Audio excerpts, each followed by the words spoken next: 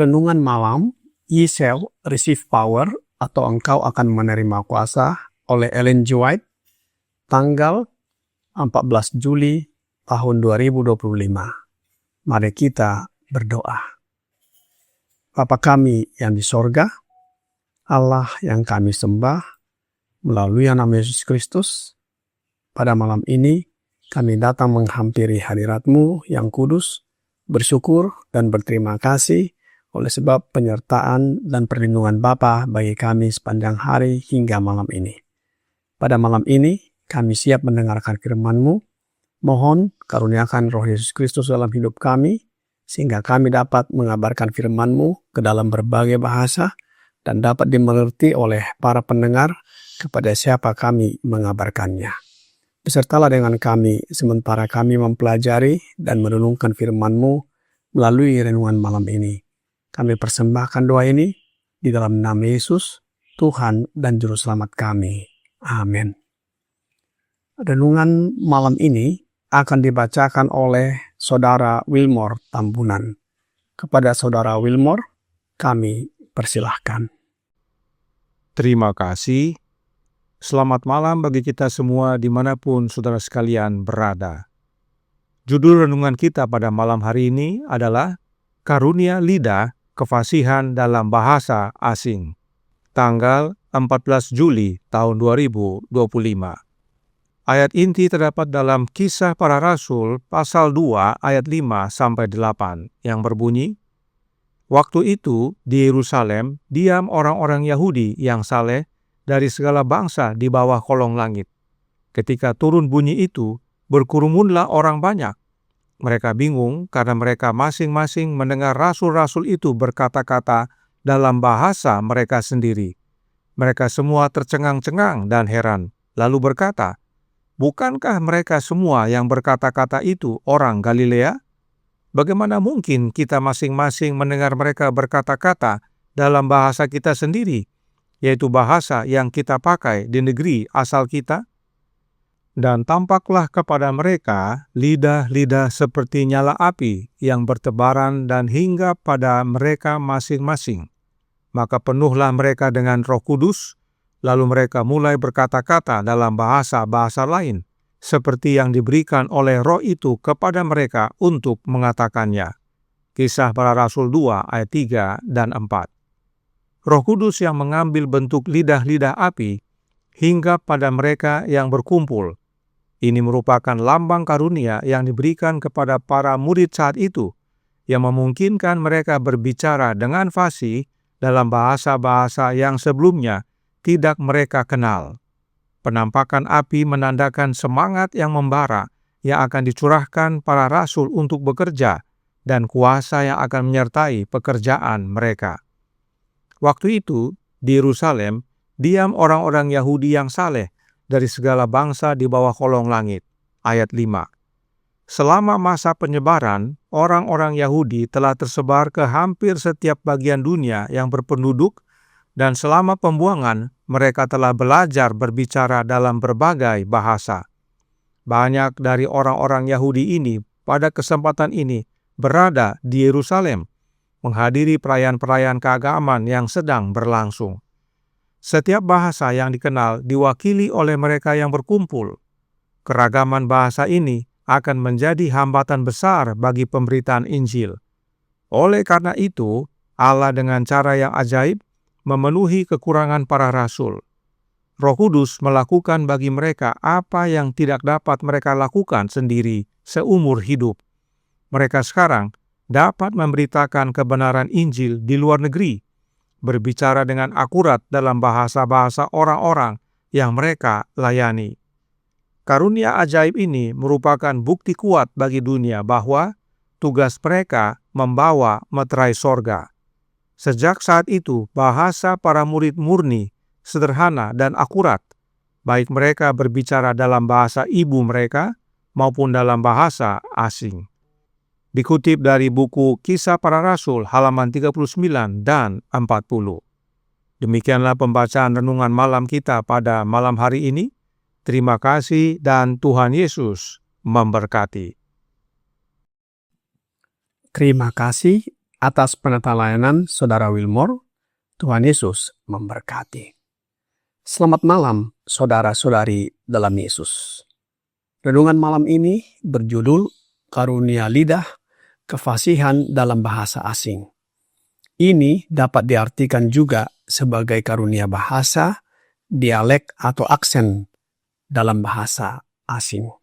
Dengan demikian, karunia lidah sebagai karunia bahasa, dialek atau aksen yang disampaikan oleh para murid atau rasul dan orang-orang yang percaya pada saat itu dimengerti oleh mereka dari latar belakang bahasa masing-masing yang mendengarkan pekabaran Injil di hari Pentakosta, di mana para murid, rasul, dan orang-orang percaya mendapatkan karunia lidah atau bahasa ini. Alkitab berkata di dalam Kisah Para Rasul 2 ayat 1-4. Ketika tiba hari Pentakosta, semua orang percaya berkumpul di satu tempat. Tiba-tiba turunlah dari langit suatu bunyi seperti tiupan angin keras yang memenuhi seluruh rumah di mana mereka duduk. Dan tampaklah kepada mereka lidah-lidah seperti nyala api yang bertebaran dan hinggap pada mereka masing-masing. Maka penuhlah mereka dengan Roh Kudus. Lalu mereka mulai berkata-kata dalam bahasa-bahasa lain seperti yang diberikan oleh Roh itu kepada mereka untuk mengatakannya. Para rasul atau para murid dan orang-orang percaya berkumpul di ruangan atas di Yerusalem tempat mereka menumpang. Dan pada saat itulah mereka dipenuhi Roh Kudus, yaitu penghibur, Roh kebenaran, sesuai janji Yesus, sebagaimana terdapat di dalam Yohanes 16 ayat 7, Yohanes 16 ayat 13, dan Kisah Para Rasul 1 ayat 8. Apa yang terjadi pada hari itu?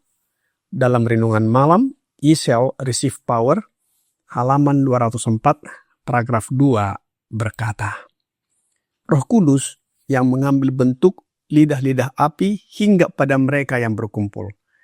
Ini merupakan tanda karunia yang diberikan kepada para murid saat itu, yang memungkinkan mereka berbicara dengan fasih dalam bahasa-bahasa yang sebelumnya tidak mereka kenal. Penampakan api menandakan semangat yang membara yang akan dicurahkan kepada para rasul untuk bekerja dan kuasa yang akan menyertai pekerjaan mereka. Pada saat para murid, rasul, dan orang-orang percaya kecurahan Roh Kudus, sebuah festival keagamaan yang besar di Yerusalem sedang berlangsung. Orang banyak dari segala penjuru hadir di sana. Tuhan menggunakan mereka pada saat itu mengabarkan perbuatan-perbuatan besar yang dilakukan oleh Allah. Orang-orang yang berkumpul di sana mendengar dan mengerti, sebagaimana di dalam Kisah 2 ayat 11. Apa persiapan yang mereka lakukan sebelum kecurahan Roh Kudus? Roh Nubuat di dalam manuskrip 49 tahun 1908 paragraf 4 berkata, dalam persiapan untuk pekerjaan penting ini, para murid telah berkumpul selama beberapa hari, mengakui dosa-dosa mereka dan berdoa memohon Roh Kudus. Yesus telah memberitahu mereka bahwa mereka tidak boleh meninggalkan Yerusalem sampai mereka menerima janji Bapa. Kamu akan menerima kuasa, katanya kepada mereka, kalau Roh Kudus turun ke atas kamu, dan kamu akan menjadi saksiku di Yerusalem dan di seluruh Yudea dan sampai ke ujung bumi. Kisah 1 ayat 8. Bab kedua dari Kisah Para Rasul mencatat pengalaman-pengalaman yang dialami para murid ketika mereka menerima Roh Kudus. Sebelum menerima kuasa atau Roh Kudus, mereka melakukan persiapan. Selama beberapa hari, mereka berkumpul, berdoa, dan mengakui dosa-dosanya. Apa hasil dari persiapan itu? Di dalam Kisah Para Rasul pasal 2 ayat 12 dan 13 dikatakan, mereka semuanya tercengang-cengang dan sangat termangu-mangu sambil berkata kepada yang lain, apakah artinya ini? Tetapi orang lain menyindir, mereka sedang mabuk oleh anggur manis. Apa tanggapan para murid? Mereka bersaksi tentang kematian dan kebangkitan Yesus Kristus. Kita bisa baca di dalam Kisah 2 ayat 14 sampai 21. Sebelumnya, para murid bersaing untuk menonjolkan diri siapa yang paling besar di antara mereka. Namun, ketika mereka kecurahan Roh Kudus, Rohnya Yesus, mereka mengabarkan pekabaran dan menyaksikan tentang kematian dan kebangkitan Yesus. Pada waktu itu saja, kecurahan Roh Kudus membuat orang-orang tercengang dan heran. Bagaimana dengan kita di zaman sekarang ini? Roh Nubuat berkata di dalam manuskrip 49 tahun 1908 paragraf 7. Jika nubuat Yoel ini hanya digenapi sebagian pada zaman para rasul, kita hidup di masa di mana nubuat ini akan dinyatakan dengan lebih nyata lagi kepada umat Allah. Dia akan mencurahkan rohnya kepada umatnya, sehingga mereka akan menjadi terang di tengah kegelapan moral. Dan terang yang agung akan terpantul di seluruh penjuru dunia.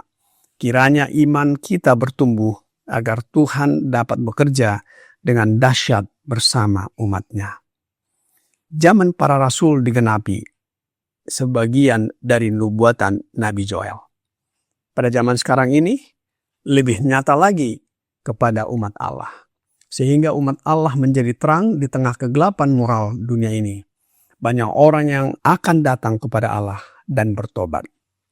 Apa hasil dari kecurahan Roh Kudus di zaman para rasul ataupun para murid?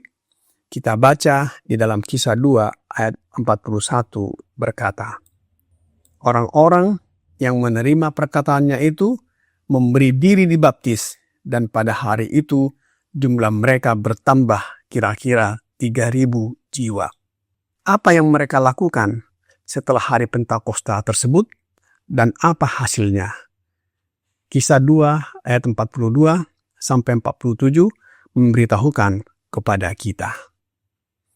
Saya tidak membaca seluruh ayatnya, namun di dalam ayat ini berkata kepada kita dan memberikan keterangan bahwa mereka bertekun dalam pengajaran, mengadakan banyak tanda dan mujizat, orang yang percaya bersatu dan saling berbagi dan memperhatikan keperluan masing-masing. Sehati berkumpul tiap-tiap hari di bait Allah, memecahkan roti secara bergilir dari rumah ke rumah dengan gembira dan tulus hati sambil memuji Allah. Mereka disukai semua orang dan tiap-tiap hari Tuhan menambahkan jumlah mereka dengan orang yang diselamatkan. Sejak saat itu, bahasa para murid murni, sederhana, dan akurat dalam tutur kata dan aksen, baik mereka berbicara dalam bahasa ibu mereka maupun bahasa asing. Orang-orang yang rendah hati ini, yang belum pernah belajar di sekolah para nabi, menyampaikan kebenaran yang begitu luhur dan murni, sehingga memukau orang-orang yang mendengarkannya. Karunia ajaib ini merupakan bukti kuat bagi dunia bahwa tugas mereka membawa meterai sorga. Apa hasil dari orang-orang yang mendengarkan para rasul berbicara dengan bahasa-bahasa asing yang dimengerti oleh orang-orang dari latar belakang bahasa yang berbeda. Dalam tulisan Roh Nubuat, The Spirit of Prophecy, volume 3, halaman 274, paragraf 1 berkata, mereka tidak dapat pergi sendiri ke pelosok bumi, tetapi orang-orang dari seluruh penjuru dunia yang hadir di pesta itu, dan kebenaran yang mereka terima dibawa ke berbagai rumah mereka dan disebarkan di antara umat mereka, memenangkan jiwa-jiwa bagi Kristus. Sungguh luar biasa karunia lidah atau bahasa yang diterima oleh para murid dan orang-orang percaya pada zaman itu.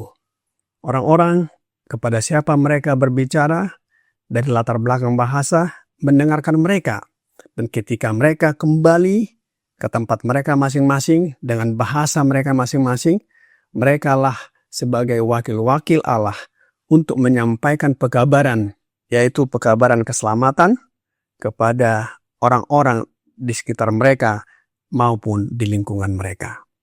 Biarlah karunia yang sama, bahkan lebih lagi kemanjurannya di zaman kita ini, akan menjadi bagian kita masing-masing. Kiranya renungan malam ini menggugah kita agar lebih tekun dalam doa dan bersatu di dalam mengabarkan pekabaran kasih Allah yang begitu besar, yang diwujudkan melalui anaknya Yesus Kristus. Tuhan Yesus memberkati. Mari kita berdoa. Bapa kami yang di sorga, kami bersyukur atas firman-Mu yang sudah kami dengarkan malam ini. Kiranya melalui kehadiran Roh Yesus dalam hidup kami, menuntun kami agar dapat lebih giat bekerja untuk melayani pekerjaan-Mu dengan menggunakan bahasa yang murni, sederhana dan akurat, baik dalam bahasa kami masing-masing maupun dalam bahasa asing. Banyak kelemahan dan kekurangan serta pelanggaran yang kami lakukan. Mohon ampuni kami, ya Bapa. Kami persembahkan doa ini hanya melalui anak-Mu Yesus Kristus, Tuhan, penolong, penghibur, pengantara, dan juru selamat kami. Amin.